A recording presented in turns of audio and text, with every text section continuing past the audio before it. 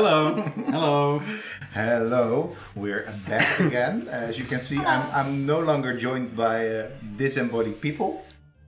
I'm actually joined by bodies, the bodies of Krijnboom, aka Megalithic, and Chilla van der Meulenbroeke, aka Keda. And we are going to be streaming again today something fun, something special. Mulaka. Mulaka. Yes. I'm excited. You're excited? Why? Me too, actually. I've seen a little bit of the game in terms of design and art style, and it's this interesting kind of polygon art style Okay. that already has me intrigued. Low poly, yeah. Without even knowing about the game itself, which is quite cool because it's made in Mexico in collaboration with the indigenous Tarahumara people. So I'm very interested. I'm very interested too. I just switched off the background noise, which otherwise would echo through your stream. But yeah, for sure. So we have to we're sort of half because we're sharing the webcam and we do have a green screen behind us. So also because of course we have a green screen and Krijn is always super professional. Yeah. I'm actually the designer here, so you know. He chose to wear a green shirt today. So that's just the way it is. I should have known this, but I'm sorry. Anywho, it's what it is. Shall we start playing? Yes. All right. Okay, so first of all, the intro, the reason we're playing this, Angus, is of course because we're planning this amazing interactive exhibition called the Culture Arcade, together with the Prince Claus Fund, which is going to open in about a month, end of August. Exactly, it's like you can literally already start crossing away the days. Yeah. It's a value baby, but if it's one baby's in particular, at the moment it's yours because you've been spending a lot of time the last months. It's a big baby. It's maybe the big one. That we have had a couple of big babies, but it's definitely one of the bigger babies that we've had as value for sure. Yeah, it's a pretty great baby project. What is the sort of the elevator pitch for the Culture Arcade? So the idea of the Culture Arcade is that it's an interactive exhibition in a game room where you can come together, play games that are about or from a different culture in the world, and to really bring people together in this arcade to start talking about games and people around the world.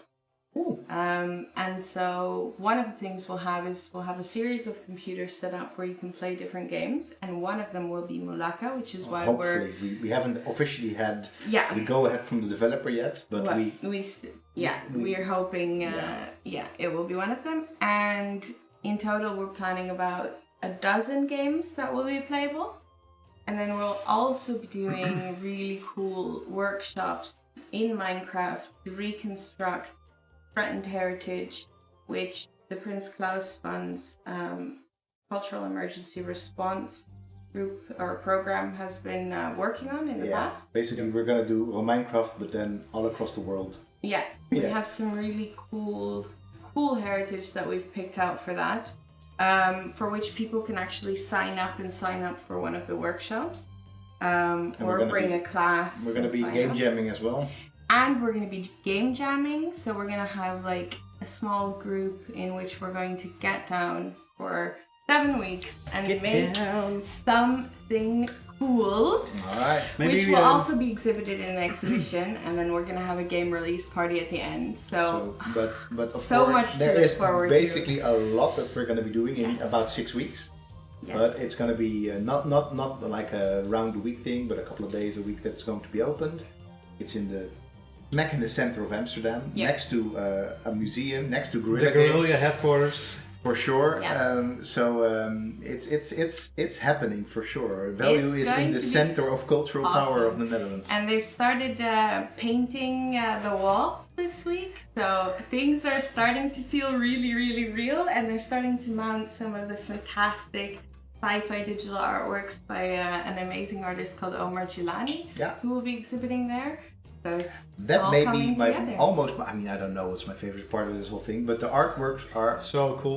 Maybe we can share the website where you can also find some of the artwork. Sure. I will share it in the chat in a moment. But Let's play the game. Yeah, because basically this game is definitely on our wish list for this arcade. Definitely. And the reason for that being is, of course, as you already said in the intro, it is made by a Mexican studio. It was made in close collaboration with the indigenous people that are being portrayed in this game, and it has this. Well, and it's a beautiful game. Yeah, it looks and pretty. It's all set within. It looks pretty. Let's switch Let's to just the play game it. so we can say. Yeah, all right. Start playing. It's all set within their landscapes as well in the what's been called the Sierra Tarahumara.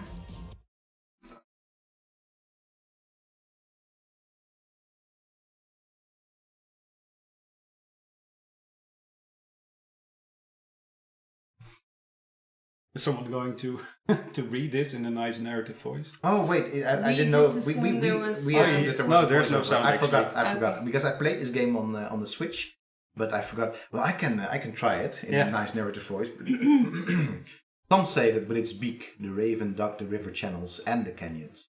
Since then, the land ceased to be even. It now has hills, mountains, canyons, and great cliffs. Neat. Ah, this is a nice game. Oh, it's even nicer on the PC than it is on the Switch. It looks very nice. Sure. Give me one.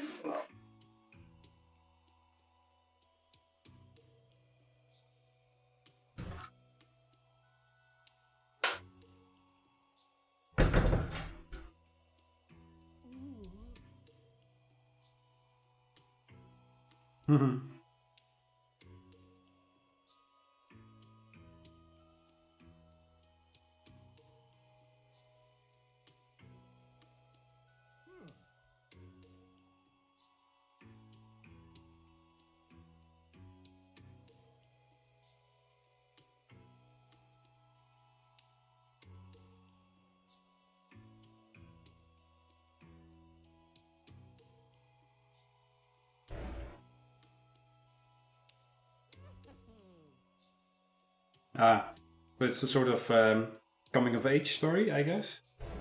Sort of the principles of this. I feel that you've already come of age, but it's really a voyage of exploration in many ways. It is in a way a shamanic voyage. Yeah, because that's maybe who you play as. Huh? Sure. I'm not going to try and butcher all the indigenous words here, but you are playing as what we in the West like to refer to as a shaman, but what he just called you, he said that you are, I forgot the name now, but you are a ... now, and that's who you are. So, and it's really about that. You've had a dream that brought you to these lands. Yep. And that's where you are right now. So right now you're. I like the way how they interweave sort of mythological landscapes with actual landscapes here. So you're now in Samalayuca, which is an actual desert area in Chihuahua, Mexico. Yeah, exactly. And well, this game serves as so many games have as the game's tutorial. So probably good to sort of speed through this if you sort of get it. What's do you know about this, Angus, with the body paint? I'm not entirely sure what it means in this regard, but just as an anthropological opinion I'm just going to throw out there, I'm guessing this is body paint meant to mimic leopard spots, right? leopard spots, and I'm also just going to guess right now, but I can look this up later, that leopard is one of the significant shamanic animals here. That, for example, quicksand. Well, there are a lot of dangers here. It's not like a platformer necessarily, but it is. There's lots of stuff to circumnavigate. Ooh. Cool. So one of the things that I kept reading about when I was reading about the Tarahumara is that they're renowned long-distance runners, right? It's also something that's described sort of in the information about the game and so on. Yeah, for sure. Now my first thought was...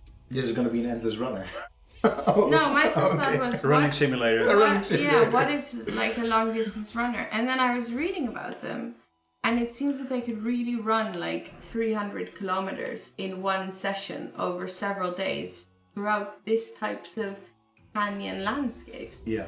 I mean, It's all sorts of insane. Amazing. Yeah, it is. It is. And Well, amazing. it's insanely fit. These people are insanely fit. Yeah. It's amazing. Apparently, they've been like studied also scientifically Because of this running, and also the footwear that they use, and whether that has impact and effect on the running and so on. So, although just as sort of a general caveat, I do like the fact that these people are famous for something. Right? Mm-hmm. This is also something very typically ethnographic, anthropological, to just zero into that one thing that this people does very well. And of course, it is exceptional. It is not something that can, I don't know, I don't have the ethnographic database in my head, but I don't think it's mimicked very easily by other people. Yeah. But it is something that ethnographers or other scientists like to zero into. Oh, these people are really good at running. At the same time, it is also something that is superhuman almost. So it is also something that other people that don't do this are attracted by. Mm-hmm. But what I like about this game, it is not an endless runner. Exactly. It is not about. It's much more about the shamanic powers that you have. Yeah. It's not about them being running all over the place. It is really about being you a can shaman. collect these plants. I think they're aloe. Harvest. No. I'm sorry for pressing A the whole time because I'm used to PlayStation. to the PlayStation controller. Yeah. I'll get used to it. Aloe is quite good.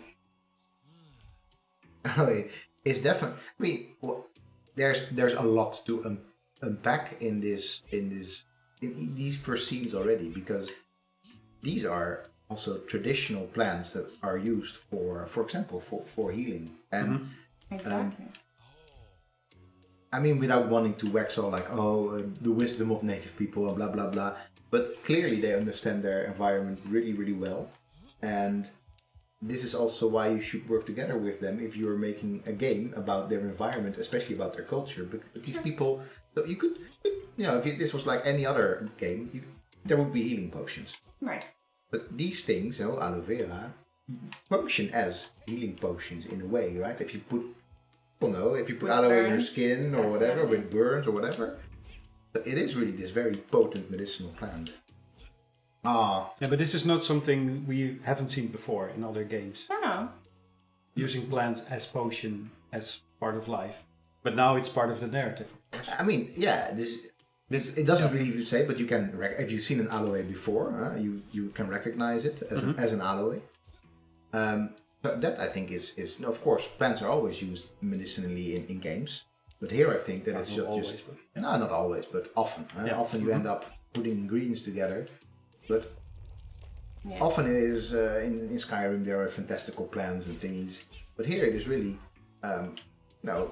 this thing that is actually out there in our world that many people sort of forgot has this healing property, but that these people have always known and have used it as well. Yeah, I've had to help someone with aloe in the Caribbean before. Oh yeah. what was the without wanting to get into personal specifics? He did very foolishly burned himself on the oven, but quite badly. Mm-hmm. And there was a lot of aloe growing around the B&B where I was staying, so we collected that, and it soothed a lot. A lot. And you just break off a leaf, and the juice that comes out of it, you smear it on yourself. Jelly stuff. Yeah. Ah, yeah.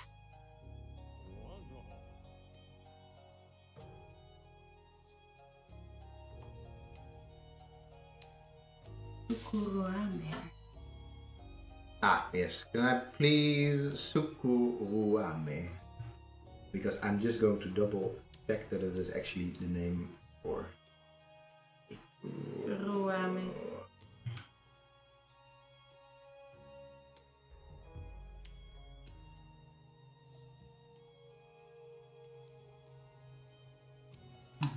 Again. You? Yep. Do that. Yes, Sukuwame is a type of shaman. You see? He danced. He danced Yeah. as a healing, as part of healing. Show us again. To heal.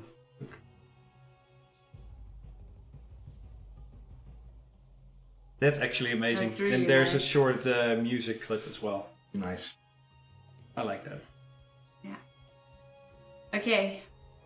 So you're gonna have to go up the mountain Here we to go. defeat the thing. Running! Oh no, wait.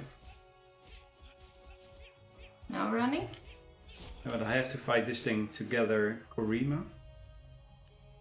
Some sort of XP, I guess. It's like a life essence, isn't it? Yeah, but I don't see it Okay. anywhere. Like, Well, you gather it as experience, I think, in the top right-hand bar, but it's the life essence of the things that you defeat, which are, yeah, okay. like sure. these creatures that are trying to corrupt the land. Are they corrupting the land? We don't know that yet. Oh, we don't know that yet. I don't, at least. Oh, I can't actually defeat this thing. You have to be smart about it, kind. Look, open the info tab about There the you new go, enemy. There we go. You can also open the info tab for sure. So in the top right corner, this is my life bar, I guess, my health bar.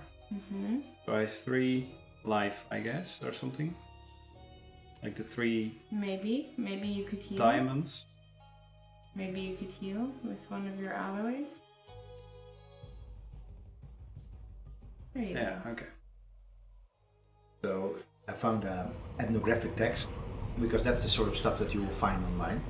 But there it says that the Sukuwame is a kind of sorcerer, and Uruwame is sort of the better form of a regular shaman. But then there's other texts as well that say these two really are 2 parts of the same role that people play. So I'm definitely seeing we're the protagonist, and I've played this game a bit more. We're not some sort of evil sorcerer that goes around bewitching people. The game is not really about that. The game is really about shamanic actions and shamanic vision. That's also that little, that little sort of change in vision that we've saw before. Yep. So I think that this is one of those cases where anthropologists always like to see the world old school anthropologists always like to see the world in 2 facets, good versus evil, and then they put the Sukuwame on the evil side of it. Yeah. On the evil side? Yeah, well, this is ethnographic literature, Yeah, so I'm okay, sure sure. that this is definitely, we are not in the position that we can ask No, them. Gather more alloy. You're gonna need it. Ataumara ourselves at the moment, but that I'm sure that this is not what they were meaning to say, that we are just a source. Mm-hmm. That's the whole issue with. I've actually taught shamanism as a course when I was still teaching at the Faculty of Archaeology a long time ago. 2012, I think, was the last time that I taught this course, and there is a lot of literature on shamanism from all across the world, and the problem is that it's all very much until the late 90s or early 90s maybe, it's very much colored by a Western perception of what shamans are and what they do, and this game clearly is not, because this game clearly portrays You can climb up. this particular person in its own landscape with its own not yet. You have to actually go somewhere else. Yeah, but it's not really clear to me. No, it's a bit of an open world game where you have to do a little bit of exploration, but so just follow these markers over here. Yeah, I see these markers, but I So don't know what they mean. that's probably for later. Sure. Probably it's better The to red go. one? Yeah, the red one. I think I think right over there. Ah, wait, yeah.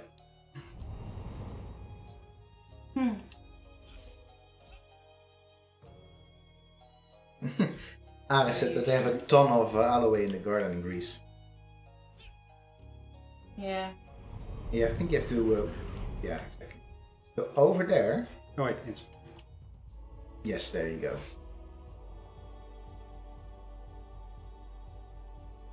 Okay. Mhm. But there's been a great war of the trees.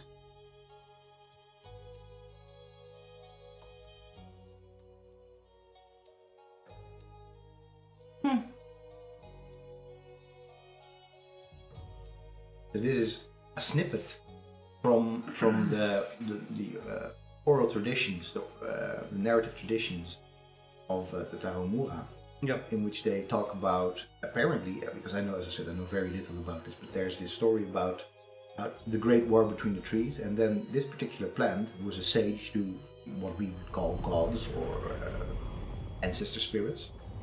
You're still going the wrong way now, but... Yeah, but I'm going to the other. Yeah, because nothing really happened. Yeah, you have to watch, use your spirit vision, I think, over there. Now that you have no sight, right? That would make I sense. think that's sort of, or you have to jump over it. You have to proceed by going there. I have to do something. Yeah, but the other time there was something I had to smash here. Yeah, it's then around these here things- somewhere for sure. Okay. Not entirely Can sure you where jump anymore. over? Yeah, maybe you can actually try and jump over, but I don't think so. Invisible walls. The only thing I can see now is this plant. Yeah, I remember. I remember being stuck at the same little point as you were. But this is also good, by the way, for us to explore the game a little bit, so we can actually give people some advice if they are playing this, end up playing this game themselves. Mm-hmm.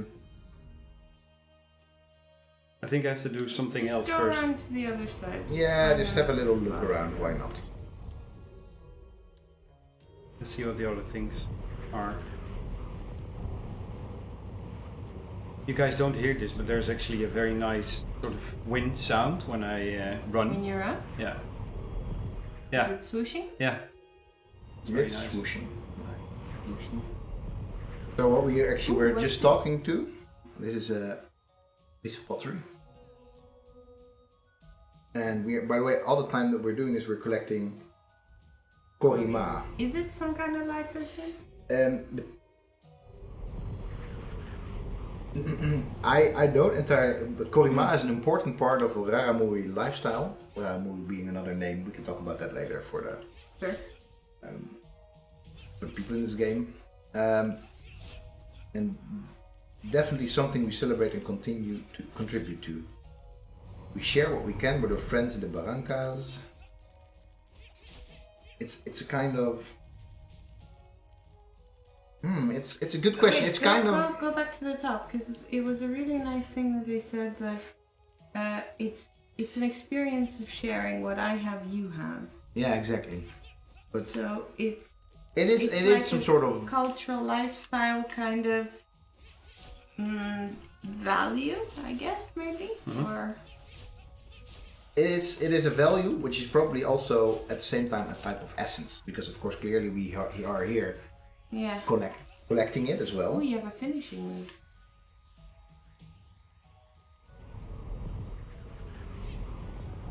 Ah, cool.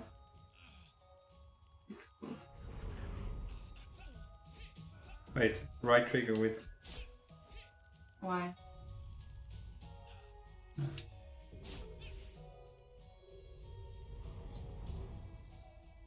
Try it. Ah, okay. I am trying it. But... They have a word for sharing that doesn't translate directly into Spanish or English called korima. And basically it's some sort of a charity. So it is some sort of a type of currency more than an essence that you're actually collecting here. Or that you, in this case, you're scooping up from... Whoa! Okay. That is some finisher. for sure. Kamehameha! That is some finisher for sure. Ah, and then it opened. You see, Ken? Yeah, man. Uh-oh. Parrots? There, it's nice. I like this. Actually, the style of this. You like low poly, huh? I like low poly, but I also like the fact that they. Wait, I can't focus on two things at a time. Let's see, Mark. A researcher.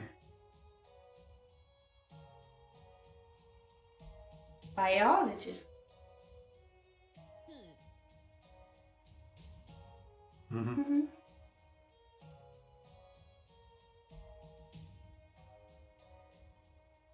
Funny how they actually put a researcher in the game. Especially for peoples that have been studied for so long by anthropologists, and their lands will have also had tons of biologists and zoologists going through there. Yeah.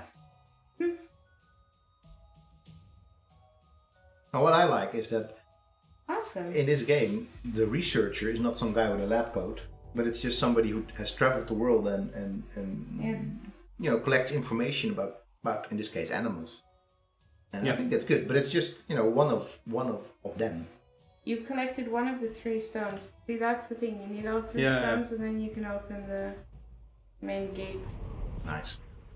Earlier on, you were talking to this plant called Yukuli, which is we would know the plant as, or it's popularly known as Peyote.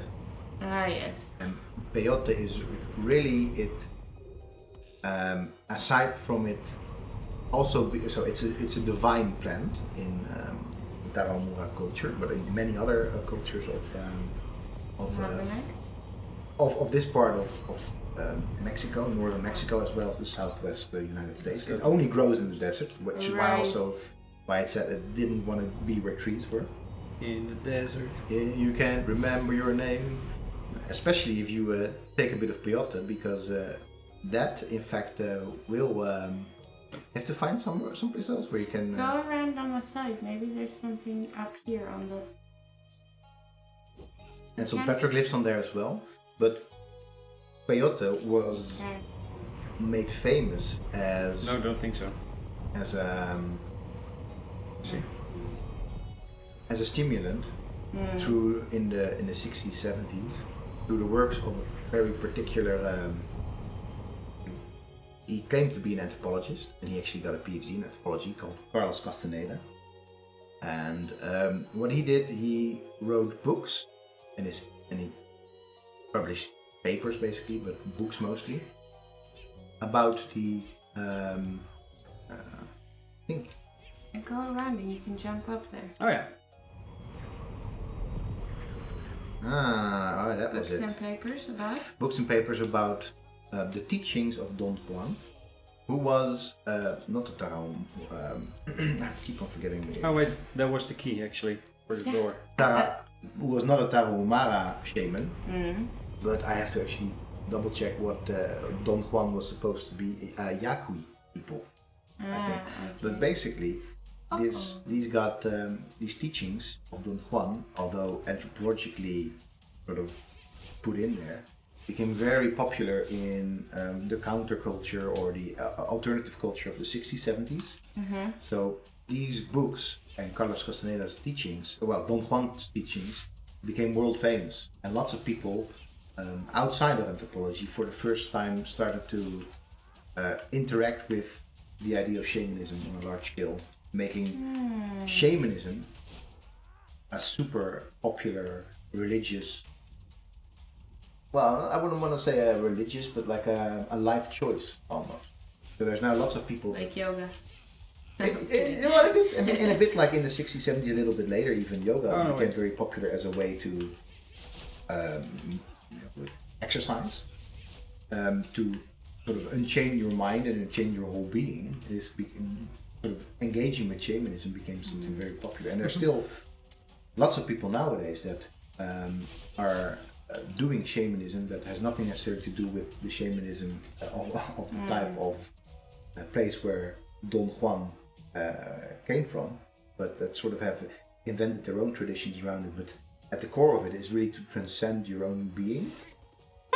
The pheasant. It's a pheasant, yeah, it's a cool little creature. And that said, later we all found out that although there's still some people that say this isn't the case, but later we found out that Carlos Castaneda basically made the whole thing up. All of it? Many people would say all of it. Others say parts of it. Others say no, he was actually really there and Don Juan was real. But Don Juan actually was not real. Mm-hmm. And it sounds like a made-up name anyway. I mean, I'm sure that there are Don Juans. I mean, Don is... Carlos Castaneda wasn't a fool. He was there and he heard Of course, but basically, yeah, it is one of those. uh, But at the same time, I know what you mean. But at the same time, these books were really inspirational to a lot of people. So the books still live, just not as scientific works. And the scholarly community was always a bit sort of skeptical of it because one of the things that Carlos Castaneda did was take Peyote himself to get these insights into shamanic life and transcendental being, and that really is that is what made it popular and has kept it popular. But it is all based on fallacy, which for me always, is kind of sad, I think. in a way it's sad. At the same time, it's what people do nowadays that are shamans or that engage with shamanism in the West, Western shamanism, neo shamanism, whatever you want to call it. It is its own thing now. It is, and it just shows that the type of things that are being done in cultures that are not our own still speak to us on a very deep level, on a deep inspirational level. But on the other hand, I think that what Carlos Castaneda did was basically what we would call cultural appropriation nowadays. Yeah, for sure. Yeah. Because and also in a way No, that don't kill it. No, I'm not killing it. I have to talk to it. he actually did the right thing. He I smacked thought it, he smacked it. but he smacked it, and then the pheasant is like, Then I could talk to it. yeah. Why you have to smack it? Sometimes it works. Yay! He's gonna give you a boost. Oh yeah. Nice. Just jump on his head. I'm trying, man. Or just get him out of the corner then. Yeah, but. Oh wait. Huh? I don't know why it's there. Just make him follow you. It's not following me. It used to. just smack him one more time.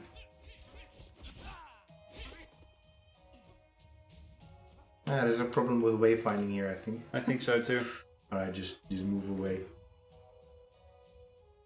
But yeah, so that's See if the poor pheasant comes unstuck.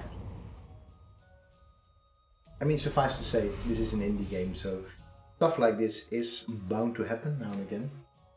Although I have to say that with me, it just it worked wonderfully on the Switch. It just ran to where it needed to go. So do you know where it went? Well, it just next to this thing over here, because then you can jump on its head. Right. And you can jump, you fly up all the way to, but you cannot jump on its head because it's stuck in this little crevice over here. Yeah. Maybe I have to reload or something. You could try Sure. it. Ooh. What does it say in there about anemones? Anemones? This is from your... This is sort of my scrapbook, I guess. But I guess you learned this from your biology. Yeah. No. This is by encountering. Okay. Encountering these animals. I think you just have to go to the main menu, my friend. Oh no, but you didn't save progress, did you? This will auto-save. So we'll hopefully we're... Oh, this is your... Oh, when the trees got here, they didn't know where they wanted to be. They didn't know where to be. They were all mixed and unhappy. They constantly fought one another for a place to be. Pine trees, abela trees, juniper trees, and every other tree waged war for territory. I like that. It's a little... It's kind of true as well. Huh? It's a... Yeah, but... Warfare amongst trees. Basically there's warfare among trees right here in the Hortus Botanicus, but they're just being kept in check. in check. Play, yeah. Alright, do we have... Let's stop for... No, it's 2% in Samalayuka. Yeah, so There you it go. should be... It should be. Then Alawi, the great woodpecker, called every other bird so they could stop the great rain together and save the world. Let us fly up to the sky. Let us spread our wings and cover all of the land. I feel like there's these mythological snippets that seem to like randomly get loading things, right? No, I feel that this is... Is it in order? This is in order. This is in order for sure. Hey, the pheasant is there. Yeah, but now Are you... I'm stuck in a dance or something. Oh! Oh wait, There you are. I'm unstuck from my dance. Can you This is stop how I feel dancing? sometimes on a Friday night when in the club, you know. I can't stop the feeling. You just have to hunt the pheasant again, and don't make him get stuck in the little crevasse again. Yeah, but okay. But surely you need to kill the creatures first. Follow him. Yeah. Maybe kill. There you go. This is where it needed to be. Yeah, wait, let's Yeah. kill this And look, it's ready. stone thingy. It's waiting for you.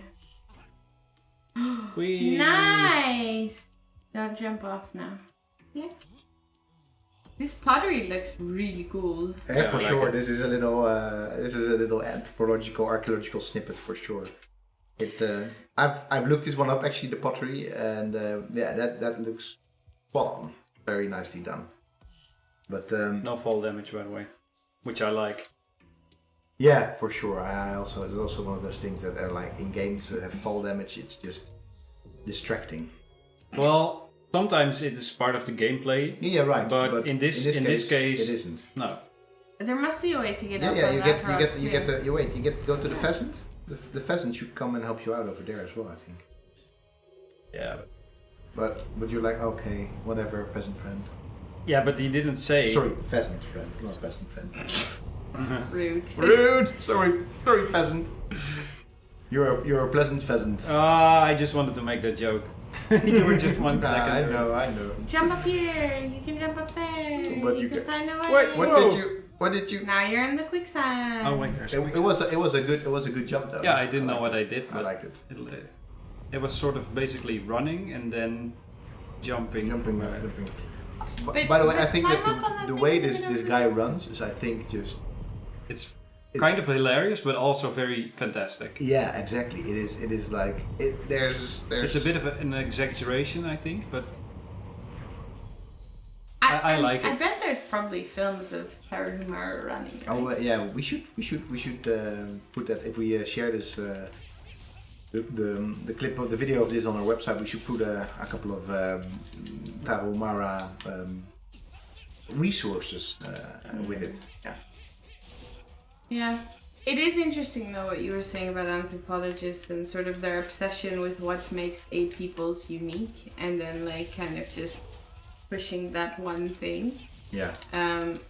But I think ultimately you end up doing that a lot also, say, archaeologically, or even if you talk today about the cultural heritage of, say, a city, you know, like what makes Leiden special. Yeah. And then you're trying to, you know, sell that one thing that's different about it than any other Dutch city or any other European city or... Sure. There's basically, it's the elevator pitch equivalent. Damn pheasant again. Yeah, there he is. Hey, there's people. It's the elevator pitch equivalent of Yeah. what a culture is about. But there's this thing where you just briefly want to like highlight what a certain culture is really good at, and then making it all that culture is. So, for example, you could say Leiden, it's a university town, but clearly, if you're in certain establishment on a Friday night in Leiden or on a Saturday night, and you say, "Oh, Leiden's a university town," they're just gonna laugh their faces off and kick you out, basically, because for them, or on the 3rd of October, you know, to them it's not a university town. It's Leiden. It's you know the place where Leidenaren live. Sure. Sure. And that's the same thing I think with. So if you say the Tarahumara, they're all about running, but no, really clearly not. I mean that's already what this game is showing, Sure. like super quickly. That No, exactly. But you often have this sort of essentialist thing, you know. and it serves its purpose as well, because it is also, you know, it's. Because at a certain point you have to say like, from an evolutionary point of view even, like, you know, this is the way things is, just quickly understanding something. But I think as soon as you start to interact with things through a game, this elevator pitch should widen up immediately. Yeah. And you just too often see in games that it doesn't widen up, it just stays that tight focus on, oh, this is what this particular culture is and does. Hey, you found out The third artifact, yeah. Whoop, whoop. You can go up to Let's the mountain. finish it. No, don't finish the... Pheasant. No. No, why don't you climb up in the thing in the middle? I'm so curious what there is up there. It's something shiny. Shiny. Shiny! I wonder what that particular petroglyph over there is a petroglyph of. Is it a petroglyph of a pheasant, maybe, genuinely, or? You can make it. Well done. And then further up. Whoop. Like that rescue operation. The rescue operation in Fortnite. Yeah, No, that was. It's Korima. 50 Korima. Damn, son. Boom! Ah, and you flew all the way up. Oh, what? I think also the desert theme goes well with the weather today in the Netherlands. And yesterday. 36, 37 degrees? It's unseasonably hot, and it's the summer, so it's weird. Yeah. I a couple of days ago I saw this picture of basically temperatures right now across the globe compared to what they should be on average. The 70s even. And yeah, the 70s, and it was just the whole world is too hot at the moment. Yeah. And I just looked at the thing and I felt this is it. This is literally the moment where it's. I mean, of course, it's a process, but there's in terms of global warming, there are, and that's something that we all tend to forget. There are these equilibria that all of a sudden can become punctuated, and then just things are set in motion. It's basically like the day after tomorrow, but then just a little bit less, spectacular. But friends of mine told me that there were wildfires in Sweden above the Arctic Circle. That was also the moment when I went, oh no. Yeah. And I mean, the scary thought is, of course, that things will kind of fodder from there and become even more imbalanced. Which there will be. I mean, it is already happening on a micro scale here in the Netherlands. Is that right now, because all the plants are trying to retain their water, they're not really giving off their moisture to the air, which makes it even hotter. So it's already on a, and then of course there's all these big things that, our climate is such a complex thing that it is clear that we are going to be already going into a wrong direction. Speaking of the Tarahumara, which we are also by playing this game, also one of their main threats has been droughts and environmental changes. Right now, you mean? Yeah. Say over the last decade or so, mostly as a result of. Ooh, nice one. Mostly as a result of, say, logging activities within their lands. Yeah. And then you jump into quicksand. That's I actually didn't. I didn't jump. I slid in. Yeah. It's a nice finisher. Yeah, no, for sure. I mean, basically, what the Tarahumara are these people that live in what you could consider, anthropologists would call a marginal environment, which clearly it's not. It's a very rich environment in many regards, but it's a tough place to survive in. Right. Yeah. I can imagine. That's the wrong button. Okay. And those places that already lived in, those people that already lived in tough places are going to be the first ones to really notice this, especially when it's already an arid place. So this is another thing that taps into this particular game. Yeah. Ah well, sad times. Sad times for the world, huh? Sad times for the world. Well, yeah. Yeah. Snap. Dodge! Dodge B. Yes. You're not that healthy. No man, drink yourself a potion. Yeah, but the problem is with this healing thing, it's an animation which takes a couple of seconds. Almost like you have to think about your choice. Well, you have to time it really well. And sometimes you don't have that much time to actually. But I guess you don't really have to hit this guy, I think. Or do you want to? I think it just pops up. I don't know. This is just something I wanted to say gameplay-wise, while you guys were talking about the important stuff. Well, climate change. It's also a video game. It is also a video game for sure. I think that is particular why it works so well. It is a video game that at the same time allows us to talk and think about these things, which is one of the things we want to do in the Culture Arcade. Yeah. Is have games spur on these deeper discussions and thoughts about not only about particular cultures, but also about just life in general. How people live in our world, you know? Yeah. I mean, that's the big idea, that the world is so full of people, and almost all of them you'll never meet or get to know, right? But it's interesting to be able to have a look into the lives of others through games like this, into their worlds, into their landscapes, into their stories and mythologies, and maybe have a bit of empathy and think about how actually fantastically amazing people are. What if I was still teaching shamanism, which unfortunately I don't think it's being taught anymore in archaeology anymore. It's a bit of an old school topic, I would say, in anthropology as well as in archaeology for sure, because archaeology of shamanism is very hard to do.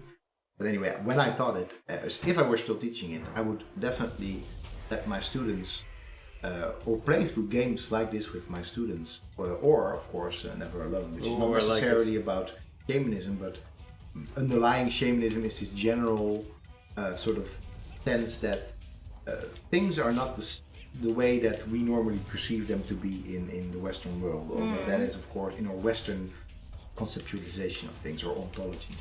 Yeah, it's a gross sort of generalization. It's a gross generalization of like what shamanism is and does, because it does these very specific things.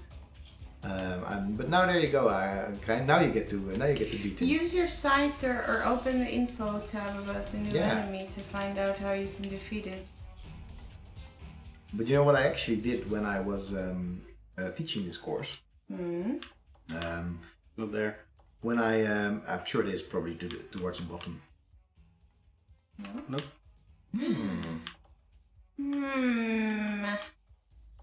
When I was teaching this course, because we were reading, basically it was a course in which we were reading both anthropological theory on shamanism and animism, and at the same time we were also reading a lot of ethnographies about people that had some shamanic traditions or beliefs.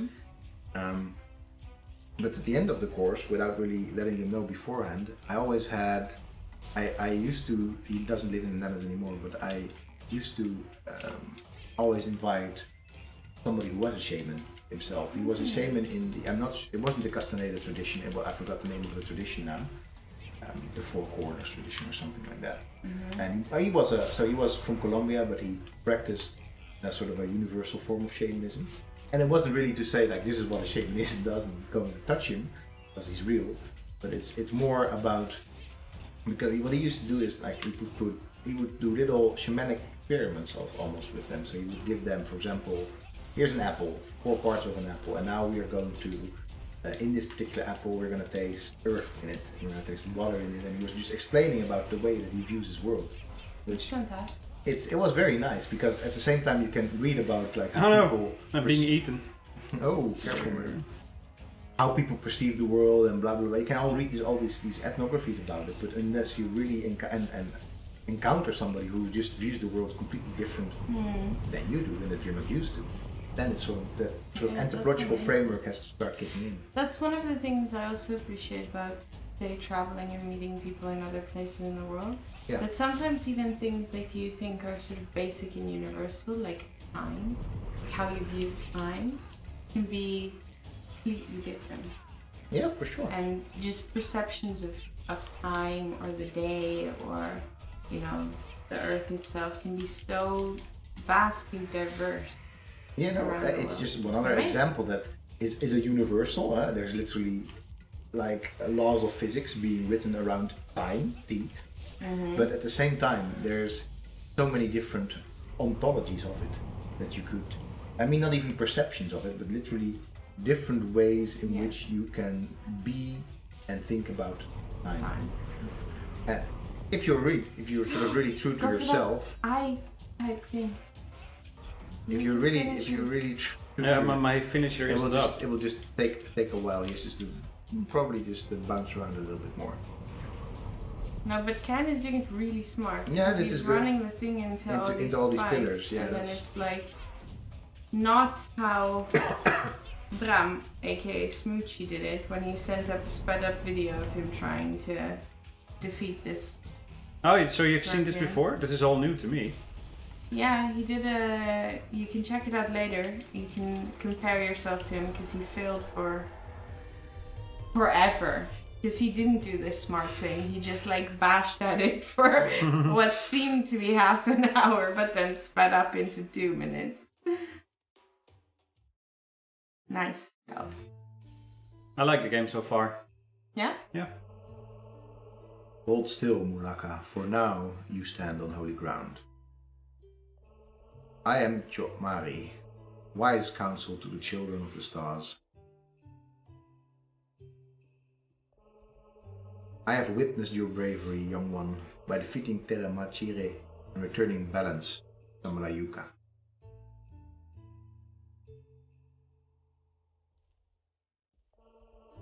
These once peaceful dunes were begrimed by the hand of the very embodiment of evil, the Lord of Underworld, Teregori. We must join forces, Mulaka, otherwise we will annihilate what's left of our world. What is begrimed? That is like besmirched.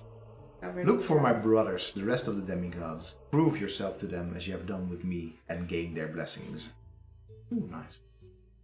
Ooh. Together, we might stand a chance against the evil Lord, Teregori. These drawings are so beautiful. Yeah, they're very nice. Now head south, son of the stars. There you find Alawi, the royal woodpecker, close to the grand city. Find him. Was there a voiceover with this? No. Okay, so there's just a sound. All like our hopes now rest on you. See, so the land is corrupted or becoming corrupted, and you need to collect demigods to save the land. Ah, Oh, I was waiting. to a new waiting place. for this. There's actually. Yeah, I want to see a new landscape, please. Actually, Please. an overworld. You didn't even collect all the things from you. No, apparently. Ooh, more reading. When the tree war started, Jikuli felt very uncomfortable. He said goodbye to the mountains, the hilltops, and the green valleys through which the river flowed. He left for a place with no trees and where he could find peace. It is Pakime, which is, in fact... Looks like a city. It is a city. And nowadays, it is an archaeological site, which is part of, in fact, UNESCO World Heritage Area. What's it called? Yeah, it's Casas Grandes, which basically means large houses. Huh? Really? I mean, I don't know how well you, but basically it means this. It's a 14th and 15th century. Well, not site, but then that's when it reached its max, and it's Settlement. It's of outstanding universal value, of course. Otherwise, it would not be wouldn't be on the list. On the list. And so it is in Chihuahua, once again, the Chihuahua state in Mexico. And look at this. It's adobe architecture. Oh, that's cool. That's very neat. Yeah. So it's a World Heritage site. I assume not a site that people live in today, or do they? Because here, that's interesting in the game is that it's a living city in which people. It's depends on overrun what kind by of some sort what of kind bugs of and- site it is. Is it mixed or is The it? archaeological zone of Pakime is an archaeological zone where people don't live in anymore in today. Yeah. But I think that people are definitely living around this place still. It's a bug site. You're doing quite well, okay? Thank you. I like it. It plays very well. I mean, I also have to sort of keep Vincent in mind, you know, to sort of objectively talk about the game and how it plays and how it looks, because that's also, I think, a very important part of connecting with the audience. Yeah. Is that you create a good game. Like it has to play solid, it has to look nice. Otherwise, people would just, I mean, this is also skip something... it or quit it early on, or that you see in museums, right? With say interactive displays and screens and tablets and so on. That a lot of museums think this is the way to go, but then when they've done studies on it, basically the most annoying thing that can happen at a museum is things not to work. Yeah. And it will define people's visit. Like it'll be the one thing they talk about when someone asks them how it was or when they leave the place. And so sometimes it's better to either just not do it or do it well. Yeah. Hey, you, get into my car. You know that 80s song? No. That's just you, I think. Okay. Wait, for this particular reference, Krijn, I have something special as well. Thank you.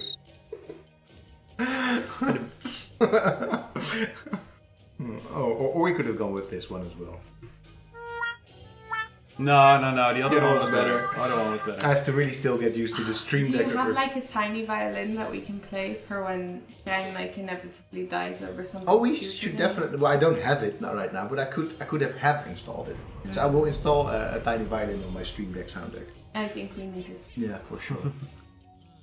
Anyway, Yes. we're talking about the Yeah. No, the game. It's and true. I mean, one of the visuals. things that I always think is super tough for us if we're doing it on Minecraft and something just happens, because there's like 5 PCs involved at least, sometimes laptops of the kids, and sometimes just these technological things happen. By now we've got it down to an art, but I know that if something happens, it's just something that this kid will remember or the parent if we don't fix it really quickly. And I think in 99% of the cases we could fix it pretty quickly. Yeah. But it is what defines it, especially because in a museum with Minecraft, of course, we're there, we can talk and we can sort of. But if you're in a museum, you have to do it by yourself, and if this thing is broken, it's broken, and then there's your kid not able to interact with it, or you not being able to interact with it. So no, for sure, I think that's very important. No, but I remember, for instance, one museum where they decided to do, like, almost get rid of most of the actual main panels and have only tablets which would function as panels. Right. But then This is not Zelda, that game. Oh, this is not Zelda. So I can't smash the pots. pottery. I like. really. I like. That's Wait, now you really actually have to use the the sound thing because that's a good pun. Wait, I will use the. Oh, you mean the what sound? Oh, the boom-ch. But that actually after the end you will get crickets though. So. Yeah, okay. I don't know whether you tried to smash the pots? Yeah, Bad, that's amazing. bad. It was a good pun for the achievement though. So they decided to use tablets for everything, but then the problem is they're up all day running, and then they're supposed to be charged overnight, but the museum was set up in a way that all electricity was shut off after closing hour. So it just became this endless problem where people would have to go around in the morning, collect all the tablets, put them up to charge for a couple of hours before putting them back, and it was just something that hadn't been thought through just in terms of power. Because a lot of times they have just this special, power systems and so on. It often feels for people that see a gadget or see some technology. It's a little bit like us in the stream deck right now, because we're not using it in a way that is really. I mean, I'm like at the wrong moment in time. I'm just pushing the sound buttons and things like that. And it's just because this bit of gadget is new to us, and it's really cool. And it often that happens in all sorts of situations where they end up going for technology towards the middle, and Yeah, I know. trying to implement it in a way that actually doesn't work, and then it just ends up detracting from the actual experience. Yeah, exactly. And that's actually what I think is really well done with this game. There, except for the little pheasant, which by the way we still remember. That's just added in. Exactly. There aren't really any. As Krijn says, the game plays well, and it controls well, and everything works. Yeah. And at the same time, it's also beautiful, but not in a way that's trying to be photorealistic, or not in a way it's not exhausted.